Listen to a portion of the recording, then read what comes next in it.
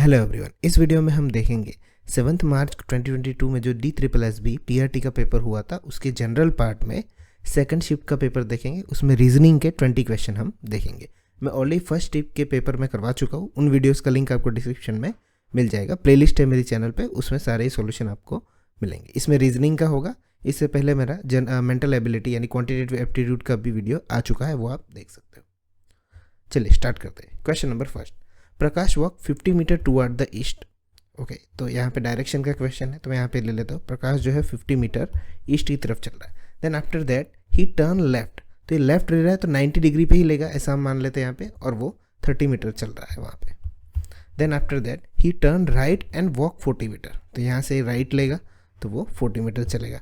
Then after that he turn to the left, यानी इस तरफ जा रहा है पर एंगल ऑफ 135, इस तरफ सिर्फ राइट नहीं है, 135 एंगल पे, तो कुछ इस तरह से होगा 135 और कितना 20 मीटर हो गया। देन आफ्टर दैट वहाँ से उसने लेफ्ट लिया, यानी सिर्फ लेफ्ट लिया, यानी 90 डिग्री पे लिया होगा और 10 मीटर आगे चला, तो यहाँ पे 10 मीटर गया। उसके बाद finally he turn to the right at angle of 45, तो यहाँ पे कुछ इस तरह से 45 एंगल बनेगा और कहाँ जा रहा है, यहाँ पे 50 मीटर पे जा रहा है, 50 मीटर। देन आफ्टर दैट ये एग्जैक्टली एंगल का मेजर नहीं आएगा, बट ये समझाने के लिए है 50 metre. Which of the following statement is correct. तो थर्ड टर्न के बाद इसका जो फेस है वो नॉर्थ ईस्ट में, वैसा वो कह रहे हैं नॉर्थ ईस्ट इस तरफ होता है, इस तरफ नॉर्थ वेस्ट होता है, इसलिए स्टेटमेंट गलत होगा। सेकंड, आफ्टर फिफ्थ टर्न, यानी कि जो लास्ट वाला टर्न है वो प्रकाश will face toward the south, तो ये ऊपर की तरफ देख रहा है, यानी कि नॉर्थ की तरफ है, तो ये दोनों ही क्वेश्चन जो स्टेटमेंट है वो इनकरेक्ट है, तो neither 1 not 2। Question number 2, in the following question select the wrong figure from the given series. सबसे पहले यहाँ पे मिडल में ट्राइंगल दिया, फिर ऊपर चला जाता है तो डाउनवर्ड हो जाता है, फिर वापस उस ठीक हो जाता है, पर वो बीच में मिडल में गया, फिर लास्ट में वापस डाउनवर्ड हो जाता है, तो इसके बाद यहाँ बीच में आना चाहिए था, जबकि यहाँ पे आ रहा है, तो इसलिए यही फिगर जो है वो गलत है। ओके, यहाँ पे पूछा था कौन सा रॉन्ग फिगर है। क्वेश्चन नंबर 3, स्टेटमेंट यहाँ पे कुछ दिए गए हैं और यहाँ पे वेन डायग्राम से होंगे, तो मैं पूरा नहीं पढ़ रहा हूँ क्योंकि सिमिलर क्वेश्चन अब रिपीट हो रहे हैं। तो स्टेटमेंट यहाँ पे दिए सम ART, तो यहाँ पे मैं A ले लेता हूँ ये रेड वाले सर्कल को, और सम ART, तो यहाँ पे ये T दिया हुआ है। Then after that all T R A, तो ये ग्रीन वाला जो है वो R हो जाएगा। चलो सबसे पहले देखते सम R R A, तो R जो है कुछ पोर्शन जो यहाँ पे कॉमन आ रहा है, तो ये सही स्टेटमेंट है। सेकंड देखते हैं सम TRR, तो जो T है कुछ पोर्शन में, तो वो भी यहाँ पे आ रहे हैं, तो यहाँ पे दोनों ही स्टेटमेंट फॉलो होते हैं। चलिए नेक्स्ट क्वेश्चन देखते हैं। Question number 4, 8 boys PQRSTUVW circular around the seat around the circular table facing toward the centre.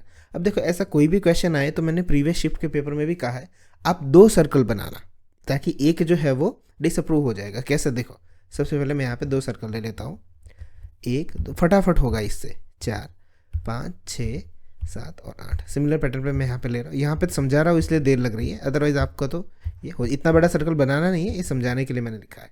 अब चलो देखते, V seats third to the right of W, तो W में यहाँ ले लूँ तो 1 2 और 3, तो V यहाँ पे आ जाएगा। तो उसी तरह से यहाँ अगर मैं W ले लूँ तो V कहाँ पे आ जाएगा, यहाँ पे आ जाएगा। चलिए आगे देखते हैं। अब V और W से रिलेटेड ही स्टेटमेंट ढूंढो।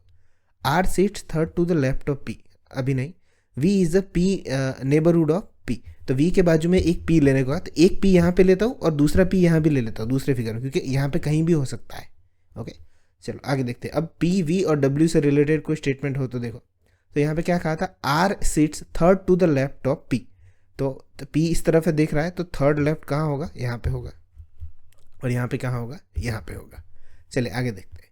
3 seats boys seat between S and T, तो अभी तो वो नहीं आए, आगे देखते हैं। U seat second to the right of Q and R seats immediate left of T, तो यहाँ पे T आ जाएगा।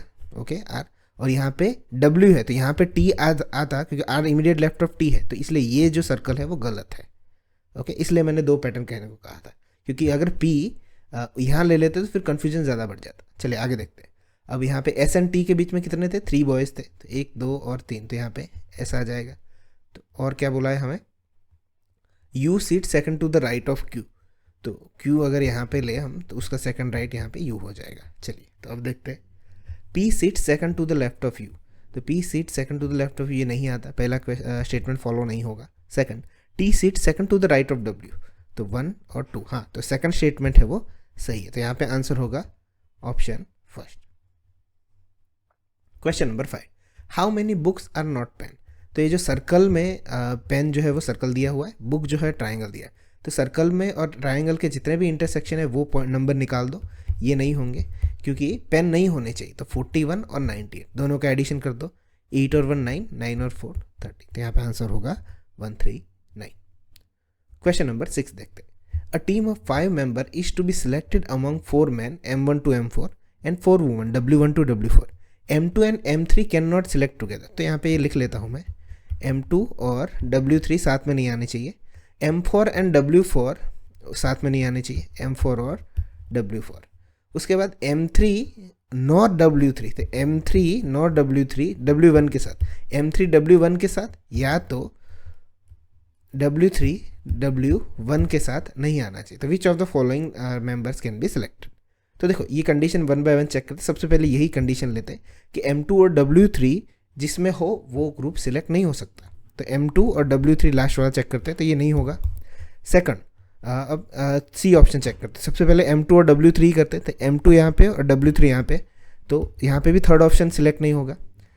सेकंड ऑप्शन देखते हैं, उसमें भी M2 और W3 साथ में है, तो वो भी नहीं हो सकता, तो सिर्फ बचा कौन सा, option first is the right answer. But अगर देखो फॉर एग्जाम्पल कि यहाँ पे जो सेकंड और थर्ड है वो भी चेक कर सकते थे, पर पहले वाले से ही काम बन गया, तो इसमें सारी कंडीशन देख लेते कि W3 तो है पर M2 नहीं है, इसलिए ये सिलेक्ट हो सकता है। M4 और W4, तो M4 नहीं है सिर्फ W4 है, तो ये भी कंडीशन सेटिस्फाई होता है। उसके बाद M3 W1, तो M3 तो है पर W1 नहीं है, W3 और W3 है पर W1 नहीं है, तो यहाँ पे सिर्फ आंसर क्या होगा, ऑप्शन फर्स्ट। क्वेश्चन नंबर 7 देखते हैं, in the following question select the missing number from the given series 1785 1529 1333 1189 1089। तो 1785 में से 1529 निकालो, मैं यहाँ पे लिख लेता हूँ, 15 में से 9 जाएगा 6, फिर यहाँ पे 7 में से 5, 17 में से 15 जाएगा 256 बचा।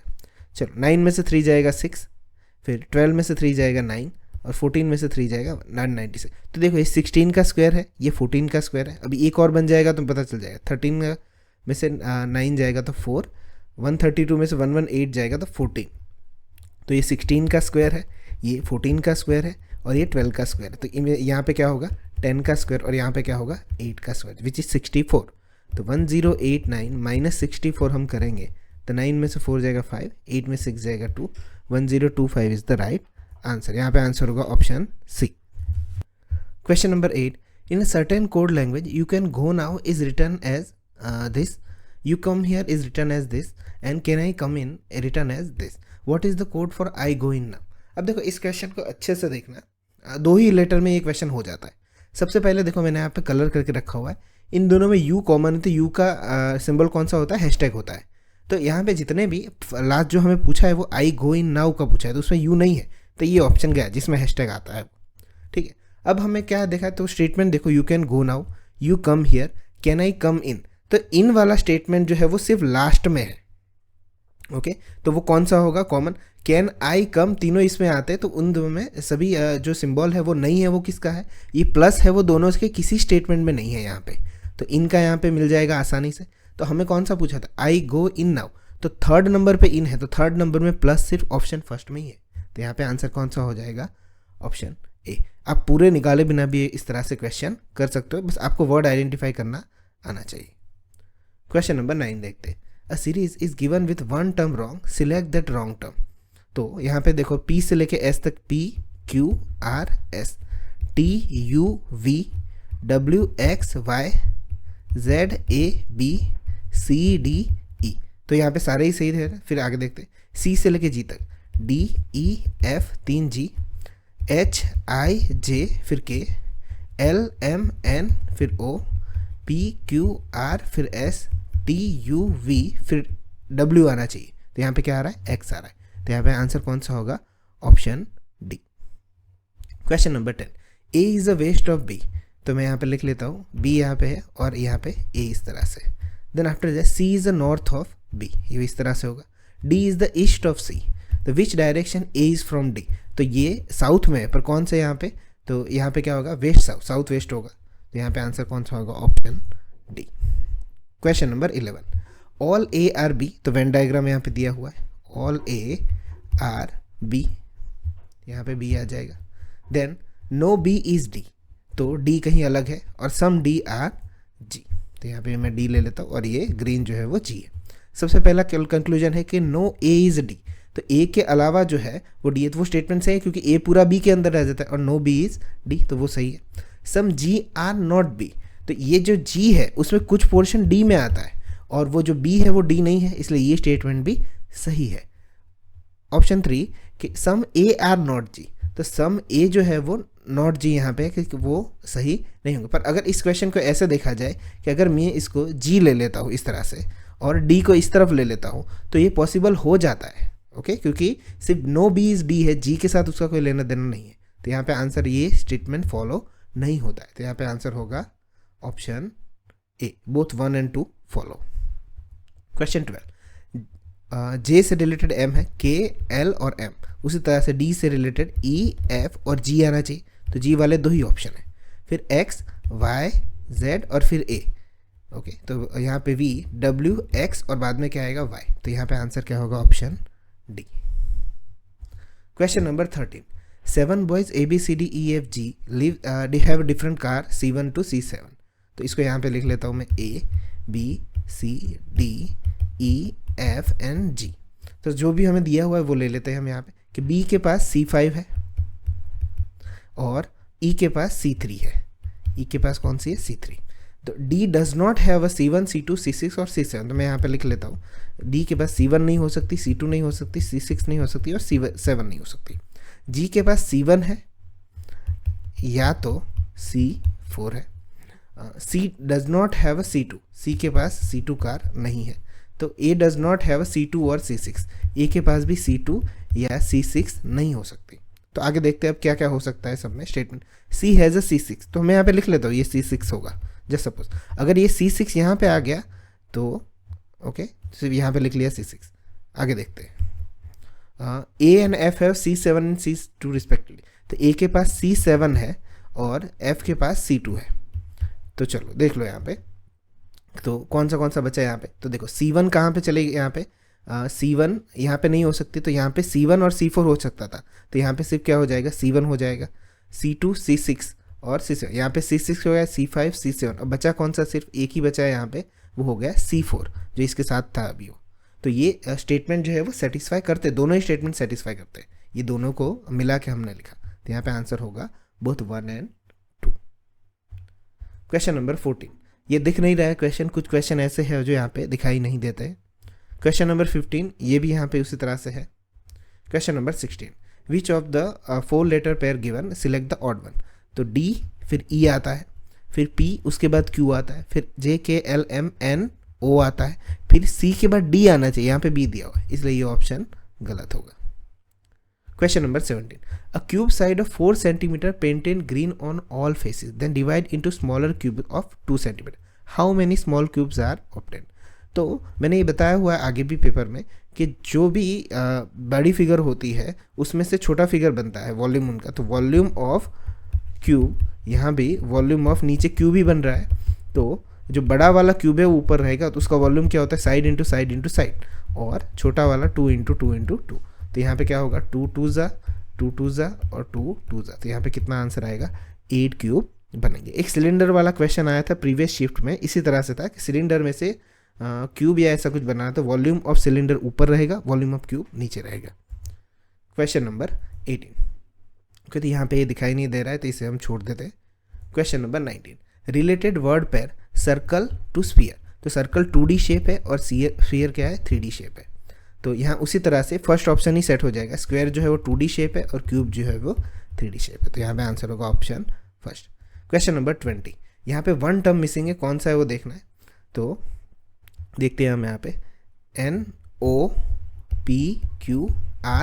4 लेटर के बाद आता है, TUVWX ओके 4 लेटर के बाद आता है। उसी तरह से यहाँ देख लो H से डायरेक्टली IJKL, तो M आना चाहिए, तो M 2 पे ऊपर है। चलिए इसको देखते हैं अब यहाँ पे उल्टा चल रहा है, B से लेके H देखो, B, C, D, E, F, जी, 5 लेटर के बाद एच आता है। एक बार कंफर्म कर लेते हैं, एच के बाद आई, जे, के, एल, एम और फिर एन आता है, तो ये सही है, 5 लेटर के बाद आता है। तो किस लेटर के बाद वी आएगा? 5 लेटर के बाद P, Q, R, S, T, U और वी। तो 5 लेटर निकालो, 3 और 2, तो यहाँ पे क्या आना चाहिए? पी आना चाहिए। तो यहाँ पे एम तो आ ही रहा था, पीछे क्या आना चाहिए? पी आना चाहिए। तो यहाँ पे 20 क्वेश्चन रीजनिंग के फिनिश होते हैं। ठीक है, अगर आपको कोई डाउट हो तो आप कमेंट सेक्शन में बता सकते हो। बाकी मिलते हैं नेक्स्ट वीडियो में, तब तक के लिए बाय।